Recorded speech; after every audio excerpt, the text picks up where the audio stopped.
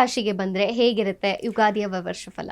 ಕುಂಭರಾಶಿಯವ್ರಿಗೆ ನೋಡಿ 5ನೇ ಮನೇಲಿ ಗುರು ಇತ್ತು. ಸೊ 2ರಲ್ಲಿ ಶನಿ ಇದ್ರು ಇವ್ರು ಹೆಂಗೋ ಮ್ಯಾನೇಜ್ ಮಾಡ್ಬಿಟ್ರು. ಈಗ ಜೂನ್ ನಂತರ 6ಕ್ಕೆ ಹೋಗ್ಬಿಡ್ತಾನೆ, ನೆಗೆಟಿವ್ ಹೌಸ್ ಅದು.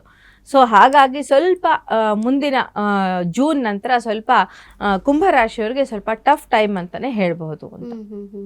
ಓಕೆ, ಯಾವ ವಿಚಾರಗಳಲ್ಲಿ ಅವರು ಎಚ್ಚರಿಕೆಯನ್ನು ವಹಿಸಬೇಕಾಗತ್ತೆ? ಅವರು ಶತ್ರುಗಳ ಬಗ್ಗೆ ಕೇರ್ಫುಲ್ ಆಗಿರ್ಬೇಕು. ಶತ್ರು ಭಯ ಜಾಸ್ತಿ ಆಗಬಹುದು. ಹಾಗೇನೆ ಹಿತಶತ್ರುಗಳು ಅಂತ ಹೇಳ್ತೀವಲ್ಲ, ಅವರು ನಿಮಗೆ ಬ್ಯಾಕ್ ಸ್ಟೆಬಿಂಗ್ ಮಾಡೋದಕ್ಕೆ ಅವಕಾಶ ಇರುತ್ತೆ.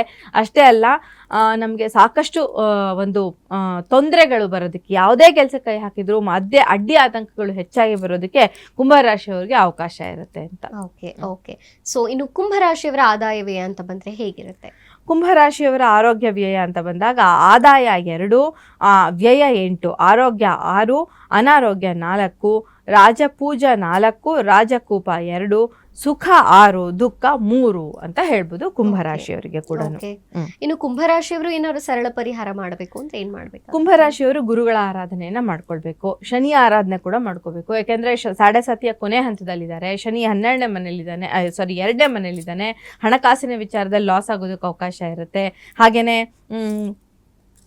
ಕುಟುಂಬ ಸದಸ್ಯರಲ್ಲಿ ಒಂಥರ ಮನಸ್ತಾಪ ಬರೋದಕ್ಕೆ ಅವಕಾಶ ಇರುತ್ತೆ. ಅದನ್ನೆಲ್ಲ ಸ್ವಲ್ಪ ಸರಿಯಾಗಿ ಡೀಲ್ ಮಾಡಬೇಕಾಗುತ್ತೆ ಕುಂಭರಾಶಿಯವರು ಅಂತ ಹೇಳಿ. ಓಕೆ.